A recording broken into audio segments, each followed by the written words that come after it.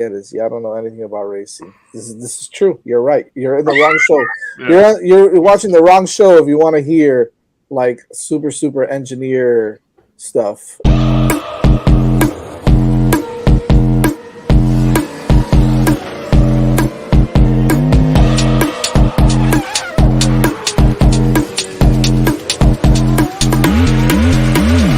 Okay.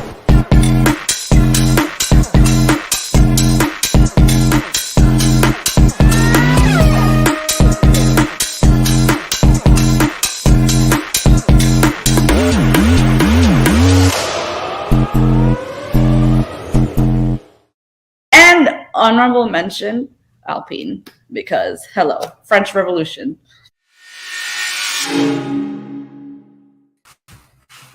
Never fails. Never fails. Never fails. Viva la France. What's going on, everybody? Welcome back to the Las Vegas Upside Down Pig. Spider Pig. You know, I'm doing so many shows now. It's like, wait, what's this show called? When you start, I was like, six ring bucket. Oh, it's hitting the apex. I know the other day. It's just Yeah, like I it's was all talking- running together. I don't remember who I was talking to. I was talking to Flo or somebody, and I was like, "Yeah, man, I had to do a show today." But I was talking to Max, and Max is like, "Didn't you do 2 shows?" And I'm like, "Oh my god, that's right. I hit the apex too." I'm like, dude, it's just they're all just getting all It's all running together. Oh, man, it's all running together for real. But we are back here tonight to preview the Las Vegas Grand Prix, the first annual Las Vegas Grand Prix. And as I mentioned earlier, the Upside Down Pig, it's kind of crazy. This track is pure. I don't know how else to say it, but pure Red Bull, right? And Yeah. not that any other track hasn't been pure Red Bull, but this is straights galore, straights everywhere. A couple of pig's feet, and then back to some straights. So I mean, let's show the people what we're talking about. that's it. That's it. What are you gonna do? Anyways, you guys want to get this show on the road? Here it is. It's as you can see there on the screen, that beautiful layout, that beautiful circuit. Oh my gosh, how amazing! 50 laps. Literally 6 to 9 literally looks like a pig's foot.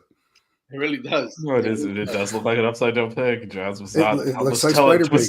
Was telling no lies. It does. It's Spider Pig. 50 incredible laps of amazing racing that's going to happen here. So many twists and turns. No, not really. But this should be a fun one, right? It's Vegas. It's under the lights. It's when we're sleeping. Everybody's going to be watching. So it's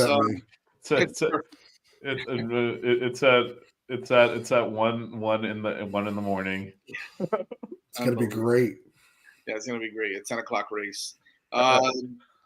Jane, we love you too, Jane. Look at that. The familia is here. She was clearly talking about Jazz 9, not Evan. So you know, yeah. The first person that commented was my son, my oldest. Oh, look at this, man! It's a Sones family reunion here on the. We're all about family here. This is awesome. We're just keeping up with the Soneses. There you go. We're like Austin Martin. Everyone that works here is family. There you go. There you go. Shout out to the Sones family absolutely watching the show. Let's talk a little bit about this race. It's obviously the first annual race here in Las Vegas. There's the hype train surrounding this. It's coming up to potentially the last race of the season. I don't know what they're going to do in Abu Dhabi yet, but they're probably going to go ahead and race because it's the FIA and money trumps everything, especially in the Middle East. Even though with everything that's going on over there, but either way, I mean, it's the second to last race. Obviously, everything is pretty much kind of made up already. Constructors, the drivers' championship. So this is about, I think, an opportunity for some of the other teams to kind of show out a little bit. This one could get a little crazy. I'm sure there's going to be, if you ask me, there's going to be teams that are going to be taking a lot more risks, and it could turn out to be a pretty exciting race. What's your take on this? We'll start with you, Evan. I mean, it should be fun just for the fact that, nobody's really raced on this track yet. There's not a lot of rubber laid down. It's going to be pretty slick. They're already talking about how the weather, it's going to be one of the coldest races this year. which is kind of a crazy thing to think of, especially as an American. We know Las Vegas is being so hot and in the desert, but I mean, realistically, that area gets pretty cold at night, So they're talking that it's going to be in the mid 50s during these races and qualifyings. For racing, that's cold. I mean, that's legitimately down there to where cars are going to be slipping and sliding. They're going through all these technical turns, through turn, what is it, 1, 2, and then 5, 6, 7, 8, 9, right around in there. So these cars might be slipping and sliding. I know Pirelli's, got the softest tire compound, for this race, of the 3 softest tire compounds. So maybe they're thinking that they're going to have to get these tires heated up as quick as possible because of how cold it's going to be. But overall, I think it's going to be fun. I mean, like I said, nobody knows this track realistically. They know it in a simulator, but in an actual car, it's going to be new to everybody when they go out there tomorrow for practice.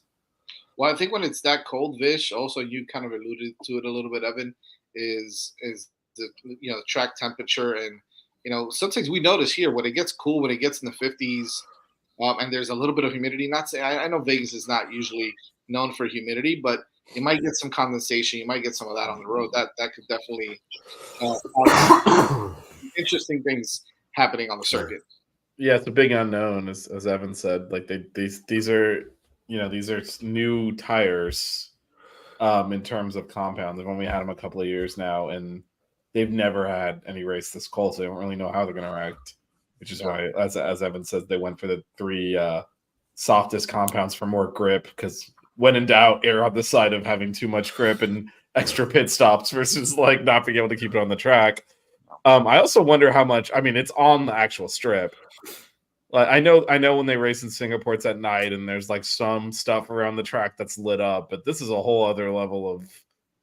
I mean, how distracting is the? It's like everything's sparkling. I'm gonna be to these drivers. Like, what if the Bellagio lights just starts all of a sudden the fountain lights just start going off? I mean, that's everything's gonna obviously be lit up because that's the whole reason to do it on the strip. So I wonder if that's gonna be distracting at all. Like, because I mean, realistically, if you look at a lot of these night races, they light pretty much right on top of where the fences are.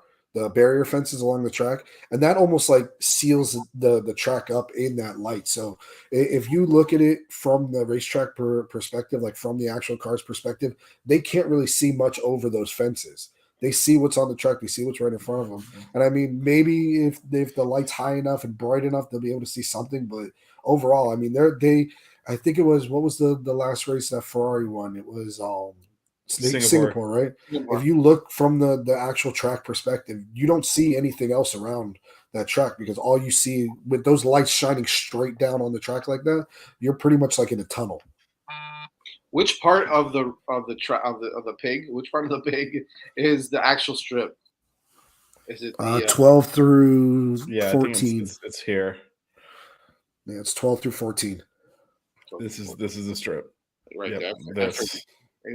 Clearly, it's the longest straight that there is. So, yeah. It's supposedly the longest straight in Formula One. This is the second longest track of the year. Only second to Spa. I'm over here getting. I apologize if you guys heard that vibration. I'm over here getting flash flood warnings and stuff. Yeah. So 1:15 in the morning. It's bad. It hasn't stopped raining. Yeah. It's been a hurricane all day. Yeah, it's been really bad. All right, so let's kind of talk a little bit about the tire compound. You guys mentioned it a little bit. It's C3 to C5, some of the softest for what you mentioned, right? Grip, being able to kind of maneuver this track safer, I guess is the word, in colder temperatures. I guess essentially, what are we looking at here? Are we looking at probably multiple stops, 2 to 3 stops? For a race like this, especially with how cool it could be, do you see? I guess. Well, again, it's the unknown, right? That's why practice is going to be so important to see how how much wear and how they can do as far as their tires, tire compounds. Which ones are going to be the best ones for longer times and stuff like that. It's gonna. I don't even know where to begin here because it's a new track, so nobody knows what the hell's going to happen. So, but it looks like C3 to C5. You're probably looking at if it's going to be a 2 or 3 stop race, they may need all of them, huh? Yeah, I mean, realistically, with the temperatures being as low as that, or as low as they are expecting them to be, I mean, it could probably be a 1 stop to a 2 stop race. You know, if they go hard medium, or if they go hard soft, or if they go, you know, if they want to push, you know, medium type of or I guess you got to switch compound. So medium, hard, you know, like that. There's a lot of variations that you can go with in a track like this. There's not a lot of real technical turns. There's not a lot of high G forces, and because of how cool the track is going to be, you know, you could expect that the tire wear is going to be pretty good for the teams that you know don't have issues with tire wear. Let's say like a Ferrari has issues with tire wear, you know, the past few races that they've been dealing with. So if they can keep the tires under them and they can keep, you know, those temperatures down, you can realistically probably get away with a 1 stop here if you go, you know, the first 30 laps or something on the hard and then go on the mediums for the last 20. You know, it's a possibility. Yeah, it's 50 laps, so it's one of the, I guess essentially it's a longer circuit. It just looks, to me it doesn't look like it is because it's almost shaped like an oval, like you said, Vish. Yeah. So it kind of throws you off a little bit with how long this track really is, right? Yeah, and I expect safety cars. It's a street circuit. Stroll is driving. There's going to be.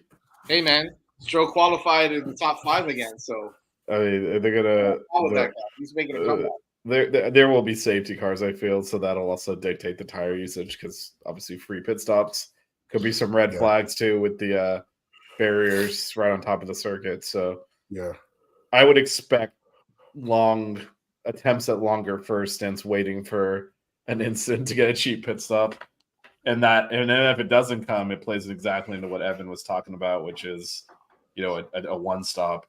Because after you hang it out for that long waiting, if there actually isn't a safety car or a chance to get a cheap pit stop, then you end up, all right, at this point, it's just a 1 stop. So, I mean, no one really knows how the tire's going to react, is the truth. So, all right, so this is the part that's the most confusing and the one that doesn't make the most sense to me, right? Is if we're looking at time frame on when everything is going to happen. If you look here, you've got 4 different days essentially, but the truth is, you got FP1 happening tomorrow night at 11:30. So weird, man. It's so weird to have it at 11:30 tomorrow night. And then you've got FP2 at 12 o'clock in the morning in Vegas. I mean, even for Vegas, it is bizarre. These are really weird, right? And then you got FP3 again at 11:30 on Friday night, and qualifying at 12 o'clock at night. I mean, look. I mean, then the race at 1 o'clock in the morning. So, those are for us, but yeah, to your point, for the track time, like these times don't make any sense. Time for an athlete to be doing anything. You know what I mean? This is crazy. Like we're used to, like, because again, F1's a global sport. Most of the races are in Europe or in Asia, so we're used to, like, okay, the race is on at a weird time here, right? When it's here in this country, you kind of expect it to be at a normal time and not it's a weird time again. Yeah, these are local times. Those are crazy. Like to have qualifying starting at midnight. Yeah, and like I said, that's not optimal time for any athletes to be performing, doing anything. I mean, even boxers, right? Even boxers, I know sometimes the fights start at 12 o'clock here, but it's 9 o'clock in Vegas, right? Yeah. So that's still a decent time. You're talking about, you know, these guys actually being on track and performing at 11, 12, 1 o'clock in the morning. Makes sense. And the other thing is, the last 2, they were in Austin, they were in Sao Paulo.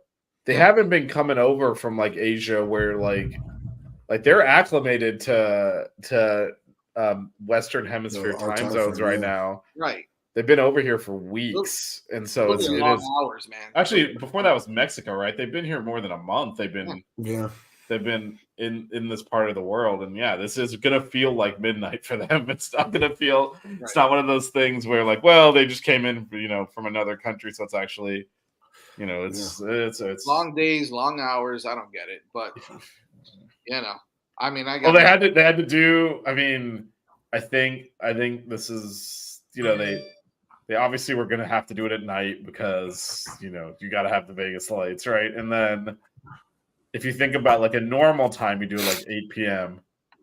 What is that, like 2 a.m. in Europe? Right. Yeah, And that's why it pushed. exactly. Because what he did now was brilliant. yeah, now you're gonna get like 7 a.m. in Europe, which is still early, but you know, people will wake up to watch it. Whereas I think they were kind of like, if we put it at a good time in Vegas, it's middle of the night in Europe, and this is what it caters to. The other thing that is weird, I mean, you touched on this a little bit, Jazz, is it's pulled forward. So like that is Sunday morning at 1 a.m. So like Yep. everything's like a day early. It's Thursday, Friday, Saturday, and then barely into Sunday. So they kind of offset the days too. It's like it's a Thursday to Saturday weekend if you're in Vegas, which is another just a weird one. Yeah, it's very weird. Oh well. Temperatures, as Evan mentioned, at nighttime it could fall into the 50s. So, which is again not optimal time, not optimal weather for. And normally when you see the temperature stuff, you know, the races in the afternoon, so you get kind of nearer the high, of course, as we were just talking about. But now we're getting the lows. You know, midnight. Right? No, midnight, Yeah, 1 no. a.m. Like early in the morning is the coldest temperature because the sun's been down the longest. Yeah. So yeah, they're gonna hit near those lows on these days. So they're gonna get the worst of it. So weird, man. So weird. Anyways, I mean, okay, so this is interesting because at this point I'm just not even paying attention to Red Bull. You know, well, whatever, man. So I gotta choose. I gotta go with something else. Some drivers to watch. This is the end of the season. I'm gonna go first on this one. I'm gonna say drivers and teams to watch. It's based off of their shitty performance recently. Mercedes. How is Mercedes going to end? Right. To be honest with you, actually, right now it's Lewis Hamilton is still fighting for a top two finish, if I'm not mistaken. Yeah. Right. So I think that if what's up? I just wanted to pop in and say what's happening. Kane's today, even coming on the F1 show here. Appreciate it, youngin. Appreciate it. Yeah, I think it's Lewis Hamilton, George Russell, whatever. But I think Lewis Hamilton still has something to race for. I think it's going to be important for him to perform really well actually in this race and finish off strong and see if he can catch Sergio for second place in the drivers championship. So I'm looking to see what Mercedes does and how they perform, if they can kind of step it up for Vegas. What do you got, Evan? I mean, I'd like to see how Aston Martin bounces back. You know, they had a pretty decent race last race. You know, Fernando Alonso up there had a great battle with Sergio Perez at the end of that race. So I'd like to see how they come into Las Vegas. It's going to be really interesting to see how they perform on a street track, especially a low downforce street circuit like this.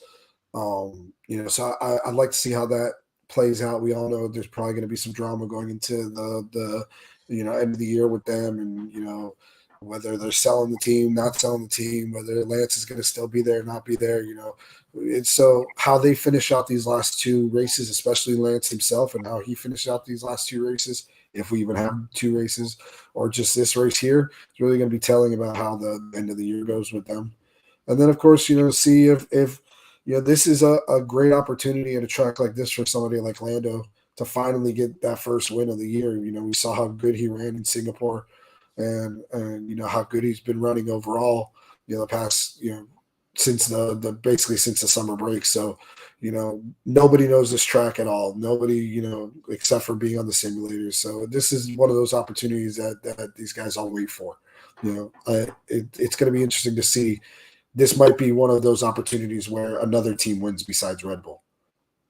Oh, I hope so. Vish, what do you think? Yeah, I would just look out for Albon.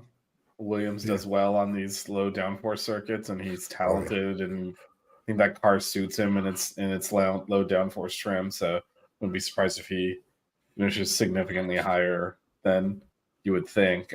not going to say anything about Logan Sargent because he just doesn't seem to perform. But Albon, I think, has he can get up in the top 5. Actually, I think. Yeah, I think he's good enough. And then I think at the end of the day, I mean, look out for Williams. They could finish. They could finish nicely in this. They're doing well. They're doing well in the constructors. Yeah. Oh, so GM. So talk to me about this, Vish and Evan. So GM General Motors registered join F1 as an engine manufacturer. Well, we probably talked about this a little bit when we were talking about coming in. Is this? I mean, this is kind of weird, right? Yeah, no, they are. No, but that is for Cadillac branding. Wow. So that is kind of crazy. Because again, remember, Andretti's not officially approved yet. The FIA Formula One has to accept them, right? But they've now basically their partner, General Motors Cadillac, has registered as an engine supplier. So they're kind of they're going to make the engine. They're going to make the engine for sure. But they're saying if they're only coming in if it's Andretti. They're not going to come in if another team wants them or anything like that. It's a chess move. It's a chess move against them, against like the other teams rejecting them now because there's another engine manufacturer they would have access to, and all of that money that they would lose if they reject Andretti now. So they're just continuing to push on that. And yeah, that was kind of like a. All right, you're really going to turn down GM now as an engine manufacturer just to not let us in. So it was a shrewd political move there. For sure. It's going to be interesting though. You're going to have Ford, GM now, Honda, or Renault with Alpine and Ferrari and Mercedes. So this is the most car manufacturers, making engines probably since the mid 70s. There's so many manufacturers now that are coming in, especially for this 2026 new rule set that they're having with these new engines. It's gonna be fun.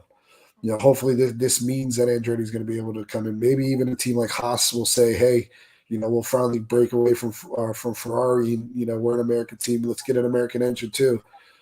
If Andretti gets in and they go with it, maybe that'll be an opportunity for them to kind of, share that partnership, that American, partnership a little bit more. So I think it's nothing but good to have more, options for these teams to be able to, have these different engines.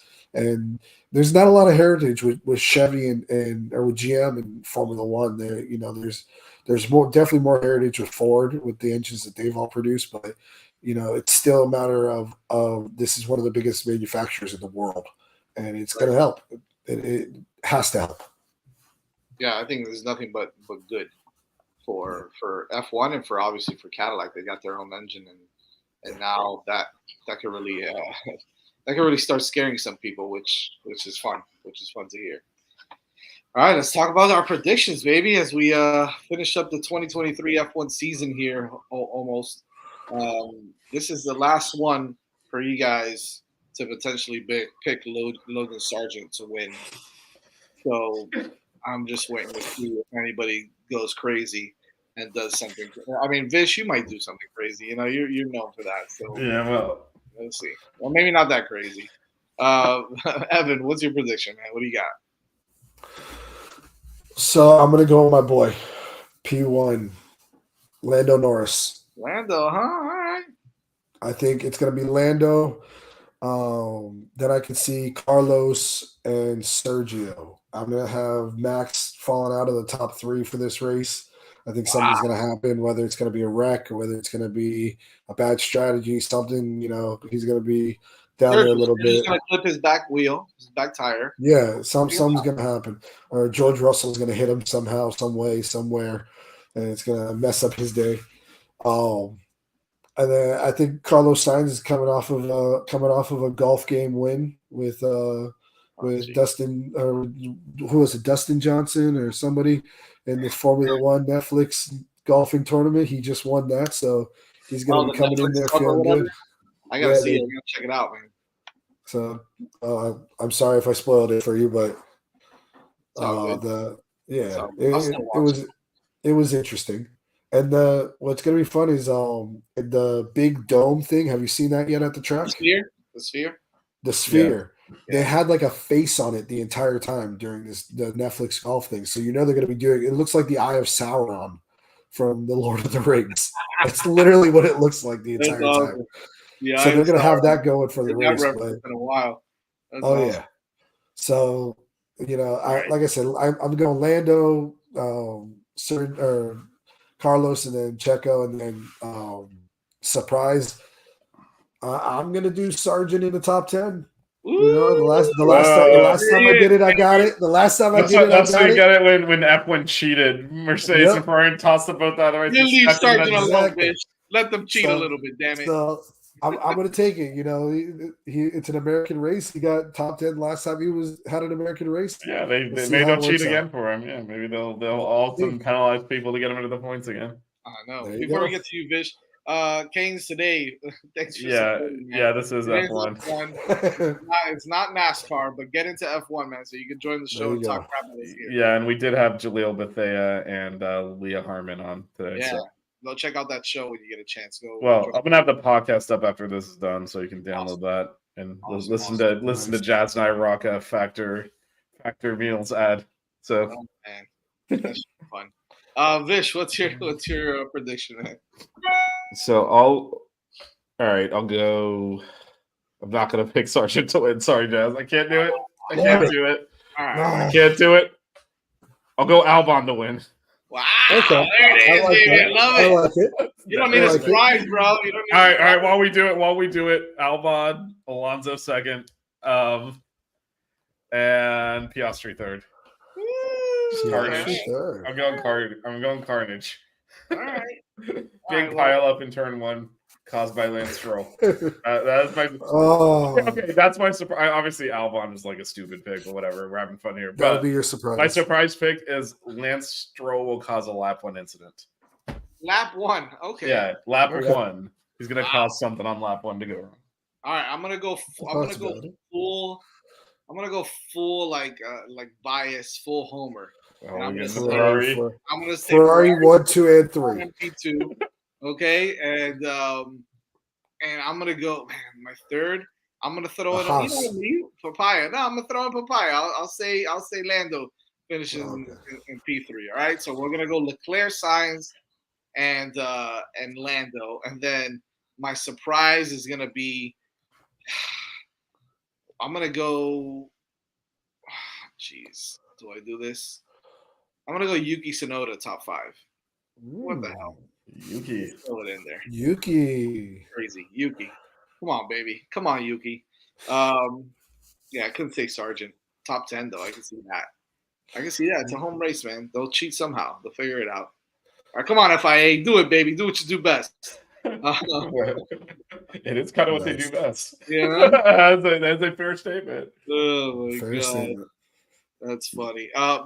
We will have some podcasts up for Buckets after the show. Make sure you follow us on Twitter at F1_5 reasons, and then follow us on Twitter at Buckets. Or what is it? Buckets_Canes. Buckets_Canes on Twitter. And make sure you subscribe to the 5 Reasons Sports YouTube channel. Click the like button. Help us out. We're almost done with season 2 of Hitting the Apex. We've got a couple more shows for you. And to round out the 2023 season. We did make a mid-season driver change, and it's worked out well. We're finishing strong here, and we're excited for next year. Hopefully, the races are competitive. At least a little bit more. I have a feeling that the summer, well, not the summer. I guess winter break is going to be kind of wild in F1 this year. So not a lot of seats up for grab, but you never know what the hell's going to happen. So, we'll see. We'll see. Make sure, like I said, follow us, and we'll be on next Wednesday. Are we? Hold on. We'll TBD. The day before Thanksgiving is a little rough. We're not going to be on. I'm telling you right now. I'm just going to say it right now. We're not going to be on next Wednesday. So we wish you all a happy Thanksgiving, happy holidays. Make sure y'all stay safe out there, especially in this weather. If you're local in Miami, and we'll see you guys in a couple weeks. Adios. See you.